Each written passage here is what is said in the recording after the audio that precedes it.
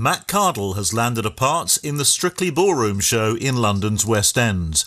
The singer who cut his musical teeth in the Sudbury area is taking over from Will Young. Well, I had a chat with Matt a few days ago and he told me how pleased he is to be back in Theatreland. It feels good. It's been a long time away for me. It's been 3 years since I did Memphis alongside Beverly Knight, and again another incredible cast and company. It feels good. It was quite a shock actually, getting straight back into it. I didn't have too long to prepare for the role and for the show. It was only kind of really 3 weeks, and then I was kind of jumping onto the moving train that is the show. But it feels amazing. It's such an amazing show. And you know, it's still quite early days for the show itself. It's you know, it's only been up there sort of 6 months, I think. And it's absolutely flying. The show is so funny. It's so fast paced. And you know, I'm just super lucky to be a part of it at the moment. And what about the cast and the crew, getting to know them? Because as you say, you haven't had much time to do that. No, and you know what? They have been absolutely wonderful, and I'm not just saying that. I mean, I wouldn't say that if they hadn't. I wouldn't say anything. But you know, they've been absolutely incredible. You know, from the minute that I started this whole process, even rehearsals, you know, through just meeting them, and now, you know, the encouragement that they've given me the whole way along this journey. The thing is with my character is it's very separate from the cast, so I haven't been rehearsing scenes with people you know, along the way. Wally is the narrator of the story. He is the compere of the evening, and he really kind of he sews all these scenes together in a hilarious way, and he's crossing the fourth wall all the time, which is a very unique experience for anyone in the West End, especially anyone acting in the West End. You know, he's very much integral to explaining the story to the audience, and just being in on how much ridiculousness and hilarity is going on the stage at the same time. So he's a very sort of unique role, and it's, you know, it's a must-see show. You have to come down and see it. And you've taken over from Will Young, haven't you?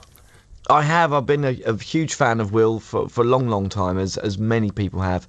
Very intimidating when he was in the role and I was going in to watch it, to do my show watches, and just listening to him absolutely smashing it every night. And you know, his vocals, because you know, Wally sings every song in the show. There's no one else singing really. I mean, obviously there's the chorus, and a few of the characters dip in and out and do a tiny little bit here and there, but you know, 99% of the vocal is up to me, or was up to Will at the time. So it's amazing to be able to put my stamp on some of these absolute classics that are in the show, you know. I bet these are songs that you didn't think you would ever be singing. No, I didn't think I'd ever sing Time After Time for Cyndi Lauper, or you know, I Want to Dance with Somebody. But you know, it's there's some seriously huge tunes in the show, and yeah, again, I just feel lucky to get to sing them every night and to be able to put my stamp on them. And of course, you have your co-stars as well. We've got Johnny Laby from EastEnders. Mm-hmm. Did you know him before the show? I didn't, and he's such a wonderful guy, and is such an incredible talent, you know, as is ZZ Strallen as well. I mean, there's the whole cast. I mean, I don't really want to single anyone out because they are all so incredible, all so talented. You know, it's very humbling to be up there with such amazing talent every night. Again, I feel very lucky. You've done so much different work over the past decade or so, haven't you? You must have to pinch yourself still sometimes. All this wonderful work continues to come your way. You must be doing something right, Matt. Oh, bless you, mate. No, you know what? It's I've got a good work ethic when it comes to what I love and what I do. I mean, when it comes to the things that I don't like, then, you know, I think my work ethic's pretty bad. But you know, this is my passion. This is, you know, it was more for me to think that I would go on a show, you know, and however I did, you know, whether I got a break or I didn't, to think that life would become easier for me in my industry, but it doesn't. You know, the industry is tough. You have to, you know, have your nose to the grindstone the entire time and just not stop believing in yourself and not stop working. And that's what I've been doing, you know, and think great things have been coming my way, you know, with the success of my albums and, you know, the duet that I did with Mel C, and then coming out of that, I mean, I had to find myself in 2014 and sort myself out. But, you know, then getting to work alongside Beverly Knight with Memphis, and then working with Trevor Horn and going out and doing his shows with his band, and now, you know, signing back with Sony Records for my new album Time to Be Alive, and then but into Strictly Ballroom. It's been a hell of a journey, and I'm not going any cliches, but, you know, I've been working really hard, and you know, and I won't stop working hard, is what I'm saying. Time to Be Alive, you've just mentioned, the title of your latest album. You've also just mentioned 2014, which was a nightmare year for you, well-documented problems you had there. Do you feel that you're still lucky to be alive, or lucky to still be doing what you're doing following 2014?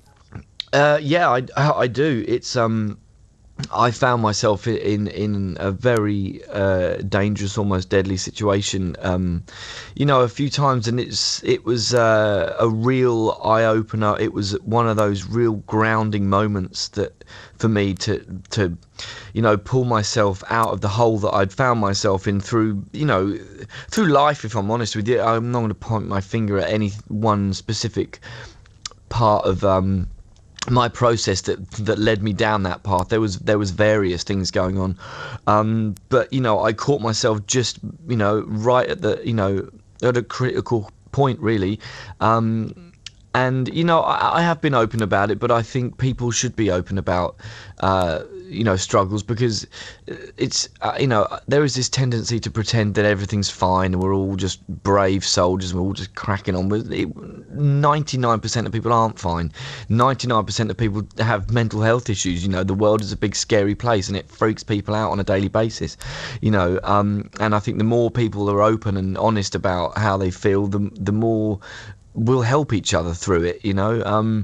I got a lot of help with, you know, amazing family and friends around me and support, and you know, I found myself on the other side of it when I was in Memphis, and I was like, you know what, I've come through this. I've come through this stronger than I ever thought I would be, you know, more successful than I thought I could be post coming out of the Priory, and have gone on, you know, strength to strength. You know, I'm fine now. I don't know what the future holds, but like I said, it's life, isn't it? It throws all sorts of things at you, and right now I'm in the best place I've ever been in. Yeah, with Strictly Ballroom, which is a fantastic show. I mean, it's a visual feast as well as an audio one. Oh, it's absolutely amazing.